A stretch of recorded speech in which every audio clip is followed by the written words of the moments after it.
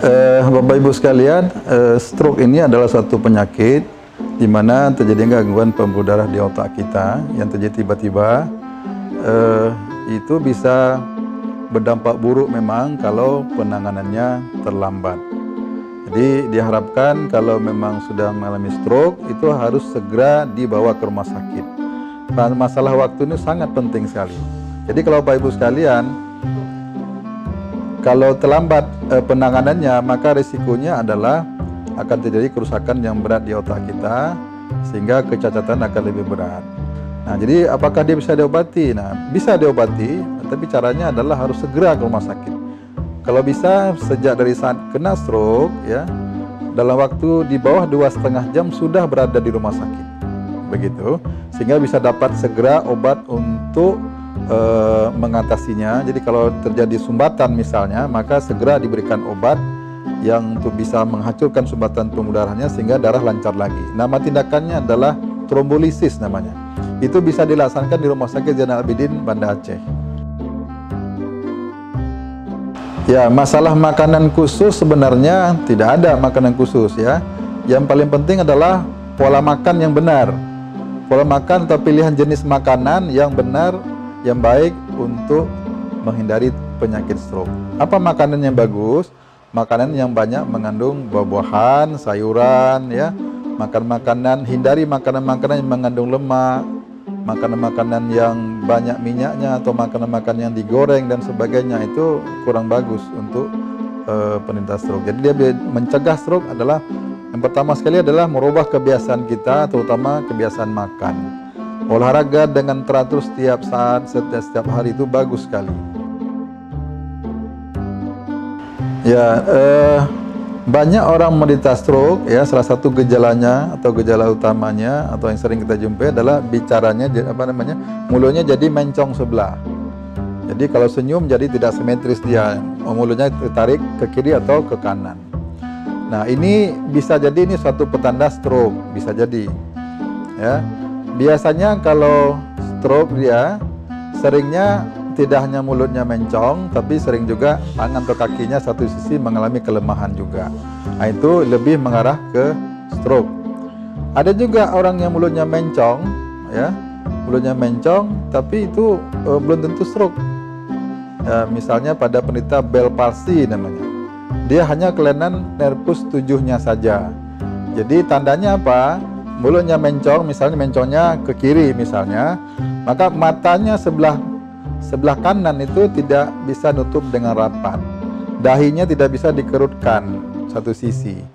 Nah, jadi kalau jumpa seperti itu, ya, mata tidak bisa nutup satu sisi, mulutnya mencong, nah itu kemungkinannya bukan stroke, kemungkinannya adalah Bell palsy namanya. Nah, kalau Bell palsy dia hanya timbul mulut mencong saja, bola mata susah ditutup, tapi tidak ada kelemahan atau kelumpuhan tangan sama kaki. Nah, ini masalahnya Bapak Ibu sekalian, penderita darah tinggi, hipertensi ini, dia harus selalu mengontrol tekanan darahnya. Kenapa begitu? Karena hipertensi, tekanan darah yang tidak dikendali dengan baik, resikonya adalah gampang terjadi kelainan pada pembuluh darah, ya, khususnya pembuluh darah otak. Nah, hipertensi ini bisa berdampak buruk. Kenapa? Karena hipertensi itu bisa menyebabkan pembuluh darah itu mengalami sumbatan.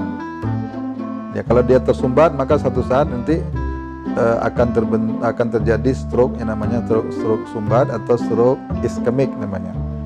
Ya. Kemudian bisa juga karena tensinya terlalu tinggi, yang mendekati 200, itu cenderung menyebabkan pecahnya pembuluh darah otak. Jadi jangan dibiarkan, tekanan darah tinggi harus dikendalikan. Kadang-kadang ada orang yang dia menderita hipertensi, tekanan darah tinggi, tadinya tensi 160 misalnya, kemudian begitu sudah minum obat, tensinya turun jadi 120 atau mungkin turun jadi 110, dia merasa sudah normal, obatnya diberhentikan. Itu masalah. Itu bukan berarti Anda, Bapak Ibu, sudah normal saat minum obat itu, belum. Kenapa? Kalau berhenti minum obatnya, maka tekanan darah akan naik lagi. Ibu, Bapak Ibu mungkin merasa tekanan sudah normal, tidak begitu. Jadi kalau habis minum obat, turun tekanan darah jadi normal, itu bukan berarti bahwa untuk seterusnya dia akan normal terus. Oleh karena itu hipertensi ya harus dikontrol selalu. Alangkah bagusnya kalau Bapak Ibu sekalian punya alat ukur darah tinggi sendiri di rumah, alat ukur hipertensi alat ukur tekanan darah. Sekarang banyak dijual itu, ada yang gampang yang model digital ya. Yang model digital tinggal pasang saja, dia tekan tombolnya, dia akan mengukur sendiri tanpa orang pun bisa. Kita bisa pasang sendiri, gampang.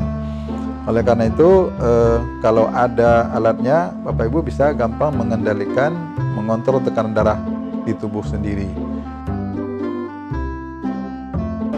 Nah, ini masalahnya juga mirip tadi dengan hipertensi ya. Hipertensi dan DM itu merupakan suatu penyebab stroke yang paling sering terjadi di mana-mana. Jadi kalau Bapak Ibu menderita DM, maka betul-betul tekanan darahnya harus kadar gula darahnya harus terkendali dengan baik. Kadar gula tidak boleh lebih dari 200 miligram per desiliter. Ya, kalau dia berada di atas 200 maka akan gampang timbulnya kelainan pada pembuluh darah otak.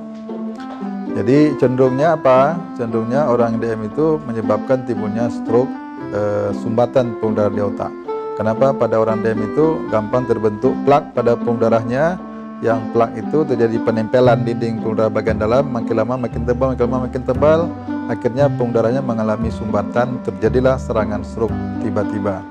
Jadi Bapak Ibu sekalian, seperti halnya hipertensi tadi, kadar gula darah ini juga harus selalu dikendalikan. Alangkah bagusnya kalau Bapak Ibu sekalian punya alat ukur sendiri. Sekarang banyak dijual alat ukur yang sederhana, bisa dilakukan sendiri dengan hanya menggunakan ada tusukan kecil begitu, darah diambil sedikit saja, diukur, langsung ketahuan berapa kadar gulanya. Nah, jangan pernah merasa kalau tadinya kadar gula tinggi di atas 200, kemudian minum obat penurun kadar gula mencapai 100 atau 120 merasa sudah normal. Tidak. Seperti juga hipertensi tadi juga.